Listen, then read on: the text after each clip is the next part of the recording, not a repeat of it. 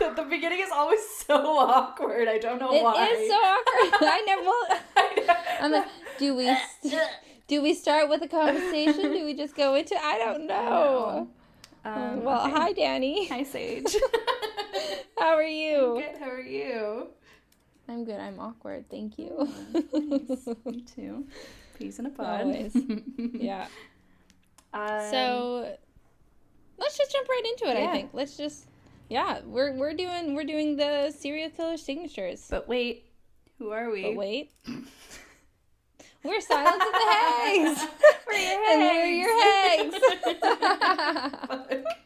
hags. Every time. Oh my God. Yeah, so this is our mini episode, one of our minis. So we're going to be rating serial killer's signature. I would like Hell yeah, we are. to just give a little disclaimer. I'm rating the fear factor of their signature, not the brutality of the way they killed their victims.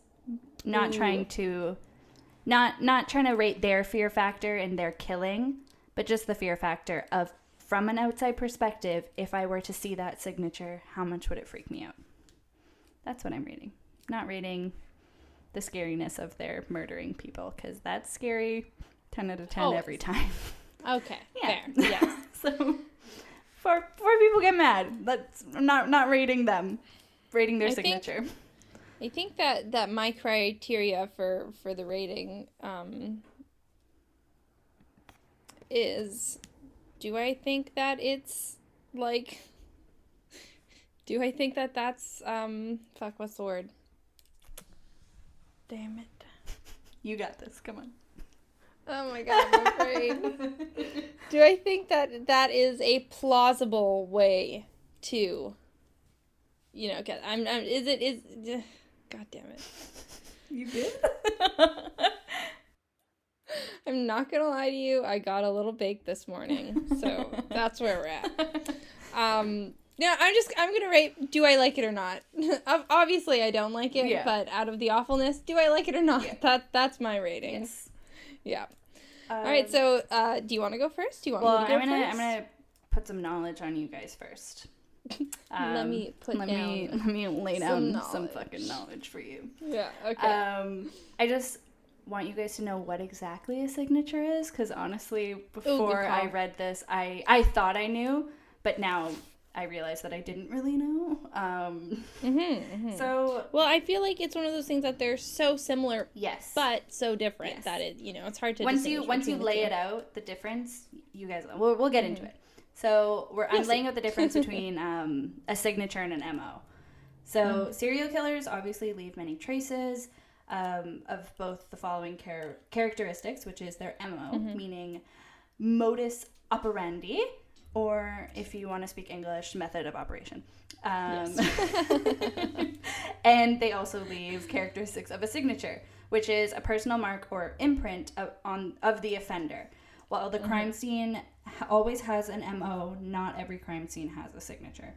So what exactly is an MO? An MO is something the offender must do to commit their crime. For example, the killer must have means to control his victims at the crime scene, such as tying them up. Ultimately, the MO is learned behavior and is subject to change. A killer will often alter or refine his MO to accommodate new circumstances or incorporate new skills and information. An example being Jack the Ripper. Or sorry, no, not an example being Jack the Ripper. I'm so sorry. Danny. I know. An example is the killer may learn that instead of using rope to restrain his victims, it's easier and more effective to just use handcuffs. So the MO for Jack the Ripper, here we go, here he is. There we go. He attacked his prostitutes at night in the street with a knife. That's his MO. That is not his signature. So what exactly is a signature? So now that we know what an MO is, a signature is something that is not required to commit the crime. Rather, it serves as an emotional or psychological need for the killer. Generally, a signature comes from within the psyche of an offender, and usually reflects a deep fantasy the killer has about his or her victims. Essentially, the signature is something constant that never changes, and it emerges from the killer's fantasy. So, for example, Jack the Ripper. He's back. Here he is again. His signature was the extensive hacking and mutilation of his victims. and this was characterized across all of his murders. Across. Wow. Hello. Across. It's okay. Is it even early for us now? No, it's 12:30. It's past early. Yeah. No. Yeah. It's okay. There's a lot going on. So MO, necessary to kill. Signature, completely unnecessary, just there for show Shits factor. and gigs. Or that. Yes. Shits and gigs, shock value. Shits and gigs are actually in one of my killers things. Oh, perfect. Well, amazing. Yeah. I read your mind. Thank you. Well, do you wanna start, or do you want me to start? You can go ahead and start. I just did a lot of talking. All right. Fair. It's my turn. The attention on me now, please. So, my first one is going to be, you may have heard of her. She's one of the more well-known, lady killers. This is Amelia Dyer, also known as the Reading Baby or Reading Redding. It's a place. Baby Farmer. I've actually never heard of her. Oh, really? Ooh, she's wild. Okay. So, she's estimated to have her body count between 200 to 400. Oh my Between 200 to 400 infant deaths. Although she was only convicted for 6. How have I literally never heard of this woman? I don't know. She you need to look into this because she's fucked, man. So, for a fee, essentially, young and unmarried mothers would have Dyer adopt their child. Dyer would then pocket the money and murder the child either through opium overdose or strangulation, and then dump the body in the Thames River. Okay. So she was getting paid to murder babies. Oh, literally. God. And I do have a little quote here from Dyer's own daughter. So she had her own child, just by the way. Polly said her mother, she said that she felt she was sending little children to Jesus because he wanted them far more than their mothers did. Oh. Yeah. Oh, Yeah, she's pretty, she's hardcore. Jesus. So literally. then, right? Yeah. So then in this case, I would say her signature is the way she gets her victims. Yeah. Is offering to adopt them for a small fee. I'll take your child off your hand. And then, the moms are going away thinking they've done the right thing and that their babies are going to have a better life. And no. Their babies will have no life. Dear God. Yeah. So for this one, I'm going to give her I don't know. I'm going to give her a 1 because I like babies. Okay, one of my best friends just had a baby, and I love that child more than my own friggin' life. So, yeah, she gets a 1 because, yeah, you have one, but babies, really? Yeah, what the fuck? Yeah, right? That's how I feel about that. I don't even know. Is 1 you don't like her MO? Yeah, 1 is not good. 1 is I think pretty bad. I feel like she's probably a 5 or a 6 for me because I feel these other guys were killing people for no fucking profit. At least she was getting the dollars, okay? I think my girl Amelia was a hustler. Yeah. Okay? You know what? That's fair. I'm gonna stick with the 1 because I still like babies, but I respect that. Okay? I respect that. Yeah, these other people are just out here fucking mass murdering people for free. That's okay. Yeah, this lady went I above and beyond. She did. Amelia, what the fuck? But I guess you're a businesswoman of some sort. She's supporting her family. Oh God! By ruining other people's. I'm not gonna say this is gonna sound rotten. The baby killing, I can get over. The profiting off of it, that is what my mind is stuck on. Is the profiting off of it. I can forgive the dead babies. I cannot forgive the baby killing. Don't get me wrong, but I don't know. For some reason, my mind is not stuck on the fact that she was killing babies. My mind is stuck on the fact that she was profiting off of it. Well, I think because how often is it that you come across a serial killer who's literally making money off of this is her full-time job, right? Literally. What the fuck? Yeah. Wow. No, I heard about her a little while ago, and I have a feeling I'm probably going to want to do a full episode on her one day because she's pretty wild. Yeah, that and the fact that she had a daughter, that's insane. Right? That just adds another layer Wow. of crazy shit, Polly. What were you thinking? Wow. All right. Moving on. Next. So my killer is the Night Stalker, Ricardo Lavoya Munoz Ramirez. Oh, Yeah, I know. I got his full name in there, aka Richard Ramirez. Yes, nice. So he was an American serial. Yeah. For those of you who don't know who Richard Ramirez is, that's his full name. Yes. So he was an American serial killer, serial rapist, and burglar. An absolute just garbage. Absolute garbage human. Garbage worst. teeth, everything. Oh my god, gross teeth. Horrible teeth. Really? So his highly publicized home invasion crime spree terrorized residents of the greater Los Angeles and San Francisco area from June 1984 to August 1985. So lasted a little over a year. So the Night Stalker, as he was called at the time, always left an upside-down pentagram somewhere at the scene of his crimes. Sometimes it was on the bodies of his victims. It was always drawn in the victim's own lipstick. And was even once drawn on the inner thigh of a victim who had been sexually assaulted before death. Richard Ramirez was identified as the killer in 1985 and was sentenced to death. Even at his trial, he flashed an upside-down pentagram and proclaimed, "Hail Satan." Oh, wow. Yeah. He was die hard. He was in it till the end. Yeah. I'm going to go 0 to 10 because, come on, really. Be a little more fucking original. Hail Satan, you're murdering people. We get it. The pentagram, Stop always I get it. Fucking connecting murders to Hail Satan. Yeah, I'm going to give it a 0 too. Also, there are a lot of women who don't wear lipstick. What did he do if also that. they didn't have lipstick on them? Yeah, what if they're just a clear lip balm kind of gal? Yeah, that is not very practical, Richard. No, not at all. Yeah, I'm going to say 0 too. Really. Also, fucking just Hail Satan, you. Come on. Yeah. Piece of shit. Get out of here. Literally.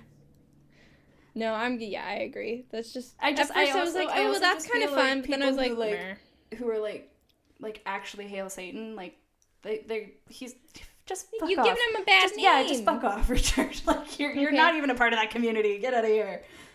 Honestly, and you know what? Is this unpopular opinion? Question? Satanism is, I'm not a Satanist. I'm not gonna jump down that hole or anything. However, it's a pretty, peaceful religion. Just in general. Is it not? I thought that Satanism, you don't actually worship Satan. Yeah. No, it's not like you're literally like Satanists aren't like, Hail Satan, unless they're saying it ironically. Yeah. Because it's not, blessing the little guy with the red skin and the devil horns downstairs. That's not what it is. Yeah. It's just about living your life in a way that you believe is best, is it not? I think, I don't know. That's my understanding. Enough about Satanism, but I thought it was like, I'm just honestly spewing bullshit at this point because I don't actually really know. I love doing that. Yeah, but I'm pretty sure that when you're a Satanist, I'm pretty sure it's about, it's more about yourself, Yeah. Like, I'm not saying that you're, self-absorbed. That's not what I mean at all. But I think, I thought it was that, I don't know. Maybe I'm wrong. Okay, Satanists out there, shoot us an email. I'd love to know. I'm very interested. I'm fully open. Can confirm. Yeah. Went to Catholic school for several years. No, thank you. She did. No fucking thank you. So I didn't do Satanism, that. Maybe I'll go to Satan school for several years, and maybe you'll be able to turn me. But it looks kind. You know what? In the new Sabrina series, it looks kind of badass. I'm not gonna lie to you. Yeah. No. I saw the uniforms at Christian schools, and I said no. I'd rather not. I said the same thing, but other people in my family But your dad no. said no. My dad said absolutely not. Yeah. My friend works there as a gym teacher, so therefore you should go. What? Yeah. I mean, I don't even like gym. I hate gym. What do you mean? That's my least favorite class. There's that is the least compelling thing you've ever said. Oh, oh my god. Okay. Yeah. Well, gone. Moving on. Okay, so next I have Juana Barraza. Okay? So, Juana Barraza is a Mexican professional wrestler. All right. Known as, La Matavijitas. Come on, get it together. I text Nico how to don't pronounce his name before I said it. Oh my god. Okay, text Nico right now. We'll correct it later. This is, roughly translates, really roughly after that pronunciation, is the old lady killer. All right, Juana strangled as many as 49 elderly women to death. No. Operating from 2003 to 2006. Oh, God, that was recent. Yeah, really recent. Oh, God. She was found guilty of 16 murders and was sentenced to 759 years in jail. Oh, shit. And her signature is that she would first gain the trust of her victims, normally would target women between 64 to 79 years old who lived alone. And yeah, she'd gain her trust, get into their house, and then she'd strike. Yeah. On little old ladies. Yeah, her. God, your killers just really go for, like, vulnerable fucking victims. My God. Oh yeah, I chose all women serial killers for today, just because. And yeah, they're fucking wild. Women are crazy. This is the thing with women. Like, women, I mean, nobody should be a serial killer, but fucking women especially, because we use our goddamn brains. Dude, like, hot takes. Yeah. No. I've had enough experience with men to know that you guys are fucking idiots. So. No offense, but it's true. Like, yeah. But yeah, no, they're wild and they cover their tracks. Yeah. I mean, fucking. We've got this woman, Juana, she 50 women. She strangled 50 women. Your first lady was 200 to 300. 2 to 400. 2 to 4. Dear God. Yeah. So for this, I'm gonna give you, perhaps a 6. Not because I like it. I don't like it. But very effective, unfortunately. So I think on the effectiveness scale, like a 6. On the do I like it scale, like a -50. Yeah. I'm with 50 elderly women. 50. Yeah. I feel like that's not fair. It's true. And I mean, like, murder in general 79 years isn't old. fair, but come like, on. Yeah. Murdering really vulnerable people who literally don't stand a fucking chance. And Juana was she was a professional wrestler. Yeah. We'll post a picture. She's got this hot pink wrestling suit that she wears. It's a lot. It's a lot. Yeah. Yeah. So 6 and also -50 for me. Yeah, I'm with the -50. What's You're cheating, Juana. You're fucking cheating. Oh. No. Like, how am I cheating? Juana, yes. Cheating. That is cheating. Leave my old people alone. Yeah. Except the racist ones. Moving on. So, my next person is the Giggler, a.k.a. Kenneth Harrison. So Harrison began his Boston murder spree that would span over a course of 3 years in 1967. In 1970, Kenneth admitted to killing a 9-year-old boy and claimed he'd killed before. His confession is what unraveled the answer to a mystery police had been trying to figure out. Harrison called the police multiple times reporting the deaths, and when he would call, he was heard to be laughing at the very end and called himself the Giggler. His high-pitched, wild laughter is what he became known for, as people near the victims recall hearing it as well. What was the reason behind this? He said it was for shits and giggles. Oh my God. Yeah. It all comes full circle. Oh, God. The shits and gigs, man. Yeah. Okay. Look, if you're killing people and you say for shits and giggles, literally, you're fucked. You're literally fucked. Fuck you. But, I mean, like, shits and giggles is supposed to be like fun. Oh yeah, I put salt in the sugar container. Haha, for shits and gigs. Yeah. Not murdering people. Yeah. Dear Lord. I don't know. Like, I know I don't know. I know that, like, like, some people don't know what to do in inappropriate situations, so they laugh. That's sometimes me. I am one of those people. But, like, I laugh when I'm scared. Yeah, oh, yeah. Oh, no, I all cry. the time. Yeah. Oh, I cry at every other moment. But, like, the high-pitched, wild laughter as it was described is... I want to find... I hope I can find a clip of this guy, like, laughing, because that just the description, that sounds terrifying. Yeah. Also, could you imagine being the operator who picks up the fucking call when this man is laughing? God. Like, yeah, that is scarring. Scarring.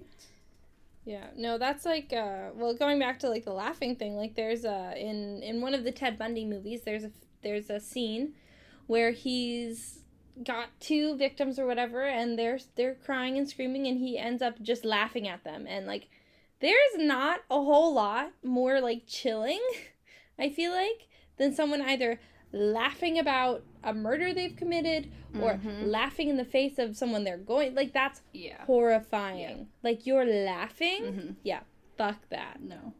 And maybe he was laughing because he ended up taking his own life at the end in jail, so. Jesus. Ugh. How was he on death row, or was he just in He was jail? Not. He was just in jail, and he, oh, what a fucking... He pussy. Hoarded up his antidepressants and overdosed on his antidepressants. Oh, you... Fuck. Yeah. Take the easy... Yep. Pussy. Jesus. Little bitch. You're going to laugh at all your victims and then do that? And then you do the... Come yeah, on. fuck you. Yeah, I'm going to give him a 0 because you're fucking lame. Yeah. What a loser. Okay, yeah. It's a 0 for me. I'm going to say for my fear factor... Oh, fear factor? My fear factor like a 9. is, yeah, probably around like an 8 or a 9 because that's horrifying. That's terrifying. I'll agree with you there. Well, my third and final one for the day. Hear me out, guys. She's kind of fucking awesome. Kind of a badass. Okay. Yes, she's a serial killer. But just listen. Just listen, okay? So, my final girl, her name is Fulan Devi. Okay? And she was considered a modern-day Robin Hood. They called her the Bandit Queen, and after being married to a man 3 times her age when she was only 11 years old, she left her husband years later and joined a gang. The first day she joined this gang, however, she was violently raped by its leader for over 3 days. Jesus. After this 3 days, Devi was saved by the gang's second-in-command, who was named Vikram Malla, who killed the leader and assumed command of said gang. Together, Devi and Vikram found Devi's husband, and Devi pulled him out into the center of town in front of everyone, stabbed him, and left a note cautioning against men marrying young girls. Oh, shit. All right? All right. Right? Okay. And then, throughout the rest of her life, she was thought to have murdered at least 20 men before she herself was shot to death at the age of 38.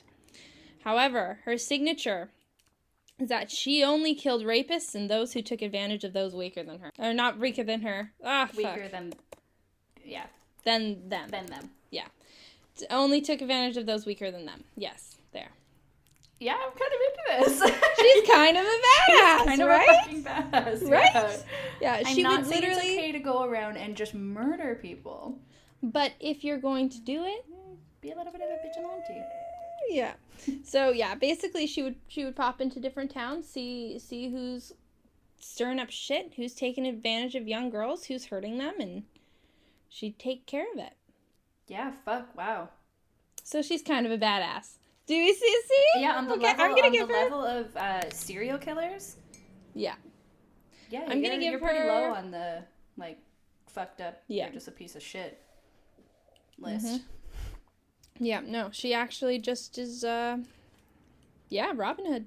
So. I mean, the government kills people for much less than rape and murder, so... Much less. Much less. Maybe a squirt gun? I don't know.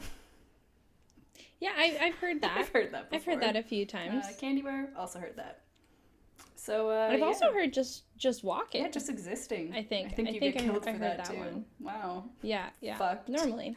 So, So I'm gonna say fear factor 0 to 10 because I'm not a fucking rapist. So yeah. But if I were a rapist, 10 out of 10 fear factor. Yeah, because. But yes, because just I'm knowing, not like, 0. But you're wonderful. modern day Robin Hood is like after me. That's scary. That's fucking scary. And it's a woman. Because you know the other thing is like these men, if they know about this, they're like, oh, what the fuck is she gonna do? Like, the fuck is she gonna do? I'll be able to take her. And then she like shows up and they're like, oh fuck. Yep. Sorry, what was God that? damn it. Yeah. You thought you would be No. Absolutely not. So yeah, and actually her and Vikram ended up being in a romantic relationship for many years after he saved her. Oh.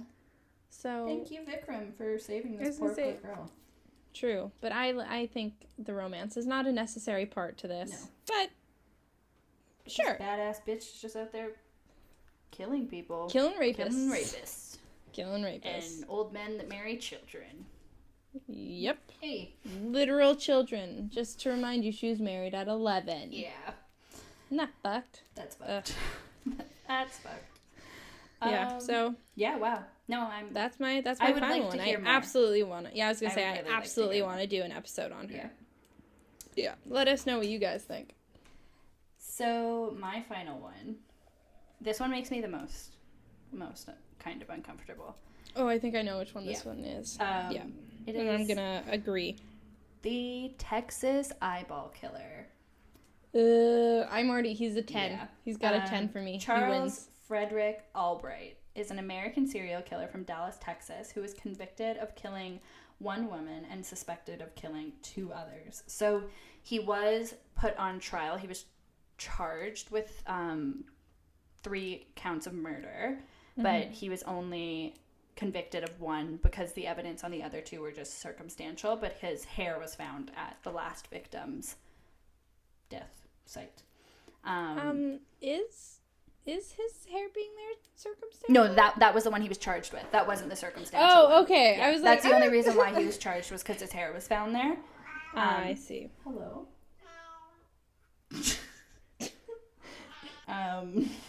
Yeah, so his hair was found at the crime scene of his final victim, which is why he was convicted. And he was convicted in 1991 and is still serving his time at John Montford Psychiatric Unit in Lubbock, Texas. Lubbock? I don't know.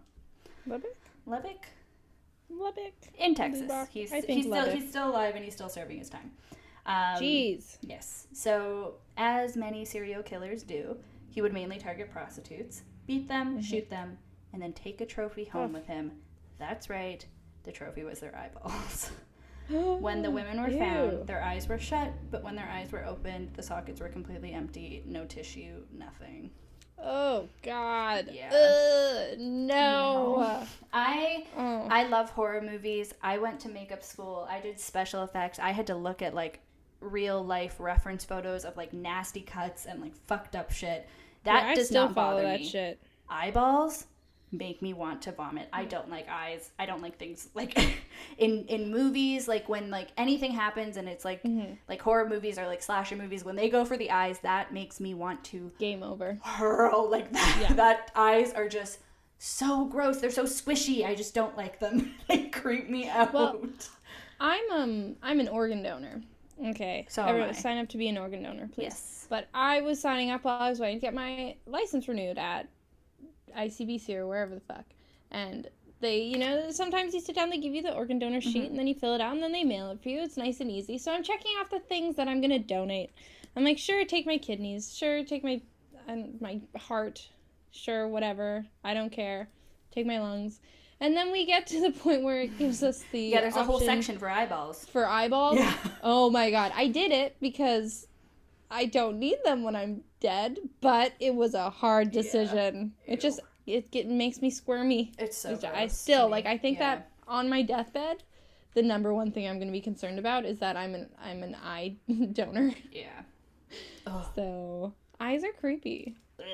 Ugh. Yeah, eyes are... They're not. I just can't even talk about it.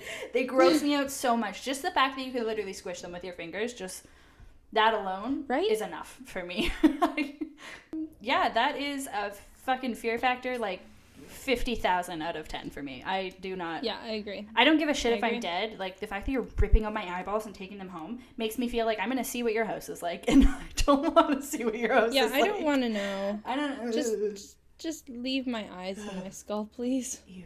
Please. I love the Kill Bill movies, but that scene, and like I can watch those scenes without flinching, but that scene where she fucking rips out that lady's eye, like she just snatches it, like, yeah, and it's like in her hand and like still like twitching, and it's got the fucking thing at the end. Oh so my god, gross. Yeah. Doesn't she step on it with her bare foot? Sure fucking does. She does. Right in between the toes. And it like squelches. Oh god. Horrible. Oh my god, everyone. So yeah, I think that's all we got for you today. Yeah, thanks for hanging out, listening to us talk about squishing eyeballs in between your toes. Super worth. Please let us know what your ratings are. Yeah. We have follow us on Instagram at silenceofthehags. Yeah, and do you guys have a serial killer's MO that really stuck with you? I think the one that stuck with me the most was the eyeball guy. Yeah, that one was pretty creepy. I think that for me it was Fulan Devi, but just because it's such an interesting story. Yeah. So, yeah, that's what we're going with. So again, our Instagram is silenceofthehags. Email is silenceofthehags@gmail.com. It's also linked on our Instagram if you want to send us we'll link it there. And yeah, thanks so much for tuning in, everybody. Yeah, thank you. Bye. Thank you. And bye-bye.